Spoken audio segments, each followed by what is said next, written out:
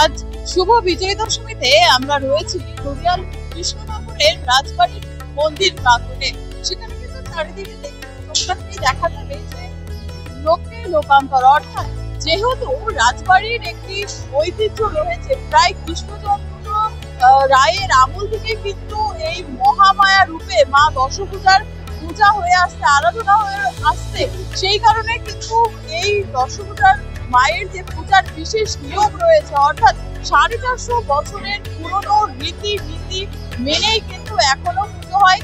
প্রথম থেকে সপ্তমীর দিন 7 রকম ভাজা, অষ্টমীর দিন 8 রকম ভাজা থেকে শুরু করে নবমীর দিন ভাতের ভোগ এবং বিভিন্ন মাছের ভোগ থেকে শুরু করে কিন্তু বিশেষ ভাবে মায়ের ভোগ নিবেদন করা হয়। আজও দশমীর দিনে বিশেষ ভাবে ভোগ সাজিয়ে নিয়ম কানুনের মধ্যে দিয়েই কিন্তু মাতৃদেবীর আরাধনা হচ্ছে। আর কিছুক্ষণ বাদেই কিন্তু শুরু হবে সিঁদুর খেলা, অর্থাৎ মাকে মিষ্টিমুখ করানো হবে, সিঁদুর খেলা করানো হবে। যেহেতু পুরনো নিয়ম রীতি মেনে, ঐতিহ্য মেনেই কিন্তু পুজো করা হয়, সেহেতু গোটা রাজ্য থেকে কিন্তু দর্শনার্থীরা আসেন এই রাজবাড়িতে মায়ের দর্শন করতে, সিঁদুর খেলতে।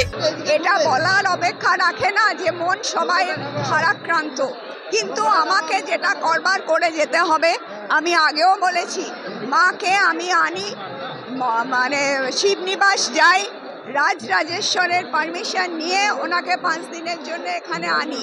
তার বেশি রাখার ক্ষমতা আমার নেই, উনিও থাকবেন না।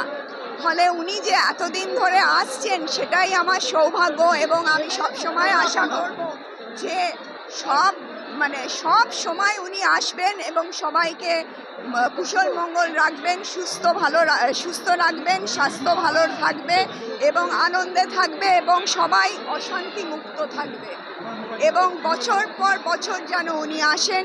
এটা আমার অনেক অনেক সৌভাগ্য যে উনি আসছেন। চলে তো উনি যাবেন, উনি দেবী, উনি মর্তে তো থাকবেন না। উনি সবসময় আমাদের আশীর্বাদ করছেন এবং সবসময় আশীর্বাদ করেন যে আমরা যেন সবসময় নিজেদের নিয়ে ভালো থাকি, অপরের ক্ষতি যেন না করি।